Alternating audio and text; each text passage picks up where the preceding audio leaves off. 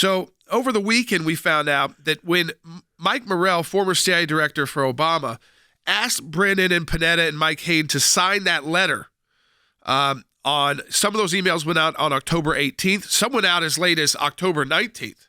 And in fact, the exchange with Brennan was 19th. That's important because that's the day it came out. The debate was a few days later when Vice President Biden was able to say back to Donald Trump, no, that's just Russian disinformation. 51 intel officials said that. We now know that in the email, it'd be interesting to see if when Brennan, who I think they are going to have to testify, both Brennan and Clapper are testifying on this. Yep.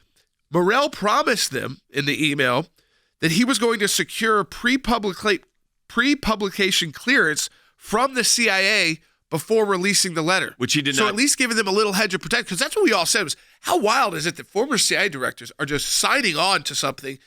It looked like 13 minutes. Well, now it makes a little more sense because they thought they were saying yes if the CIA get.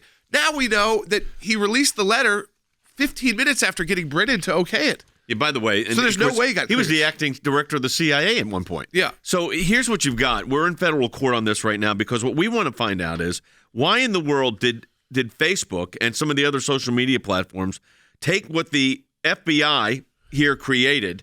And let me tell you exactly what we asked for. It says this request seeks records pertaining to the FBI's interactions with and requests to social media news platforms, including Facebook, to censor or, quote, be on high alert for information in connection with the then upcoming election, which, according to Facebook's Mark Zuckerberg, resulted in censorship or reduced distribution, which was meaningful, of information, including the Hunter Biden-related stories on Facebook. And that's because they came up with this whole narrative that this was Russian disinformation. There's never been an allegation of that this was Russian disinformation. In fact, that's been rebutted.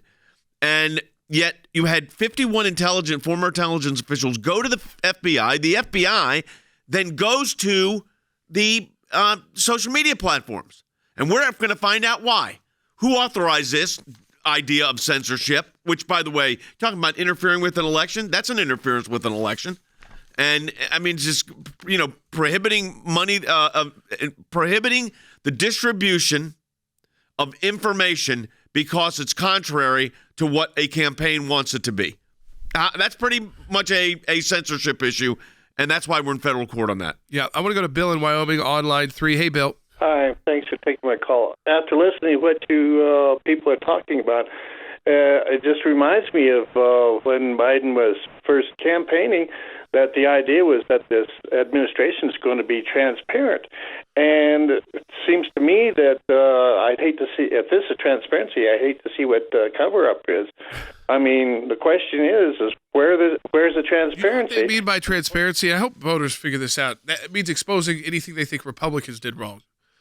It means blaming the Trump administration for all their problems. It means releasing all of their emails and documents. You can ask Rick Rennell about that, what it's like to where your FOIAs get through on everything. When you're an ambassador, when you're a leader of the intelligence community, you would think those are the toughest. We can attest to that. When you want info in that world, that's the toughest ones to fight, with good reason, by the way, because it involves the highest levels of our security, American security. But they got no problem with releasing all of that if it's a Republican they're releasing it about. So that's where they go to their transparency is transparencies will tell you all about the former administration. It's impossible to have transparency to a president who doesn't answer questions, to a president who barely appears. And when he does, it's on MSNBC at 10 o'clock at night on a Friday. I mean, it's almost laughable.